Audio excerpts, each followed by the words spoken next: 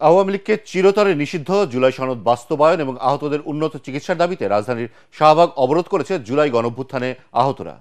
দর্শক, এই মুহূর্তে শাহবাগে আছেন সহকর্মী মিজান শাহজাহান। আমরা সরাসরি চলে যাচ্ছি তার কাছে। মিজান, অবরোধকারীরা আর কি দাবি করছেন, আমাদের বিস্তারিত জানান।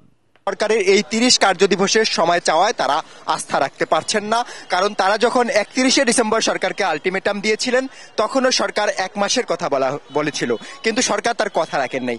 অর্থাৎ তারা এটিকে বোঝাতে চাচ্ছেন যে সরকার কালক্ষেপণ করছেন এবং নানা টালবাহানা করে তাদের সাথে এক ধরনের প্রতারণা করছেন। এই কারণে আহতরা বলছেন যে তারা জীবনের ঝুঁকি নিয়ে এই দেশকে মুক্ত করার জন্য, ফেসিবাদ মুক্ত করার জন্য তারা যে জুলাই আগস্ট গণঅভ্যুত্থানে অংশ নিয়েছিলেন, সেই অংশ নিয়ে তারা অনেকে নিহত হয়েছেন, শহীদ হয়েছেন এবং আহত হয়ে এখনো অনেকে হাসপাতালে কাতরাচ্ছেন। এই সমস্ত আহতদের দাবি হচ্ছে যে তারা আর কোনো সময় দিতে চান না। তারা চান যে সরকার অনতি বিলম্বে জুলাই ঘোষণাপত্র ঘোষণা করুক। 30 কার্য দিবস নয়, তারা চান যে এটি আজকে সন্ধ্যার মধ্যেই হোক। এবং তারাও বলছেন যতক্ষণ পর্যন্ত জুলাই ঘোষণাপত্র আনুষ্ঠানিকভাবে ঘোষণা করা না হবে ততক্ষণ পর্যন্ত তারাই শাহবাগের অবরোধ ছেড়ে যাবেন না। সারা দেশ থেকে যত আহত রয়েছেন সবাই শাহবাগে জড়ো হচ্ছেন বলে এখানকার সংগঠকরা আমাদের জানিয়েছেন।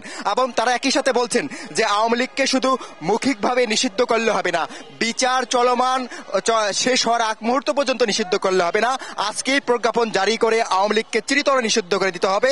একই সাথে তারা বলছেন যে তারা যারা জুলাইতে আহত হয়েছেন তাদের একটা স্থায়ী চিকিৎসা এবং পুনর্বাসনের ব্যবস্থা করতে হবে। তারা যেই সাময়িক সুবিধা পাচ্ছেন এই সুবিধা তারা চাচ্ছেন না, তারা চাচ্ছেন একটা স্থায়ী সমাধান, স্থায়ী ফান্ড চাচ্ছেন।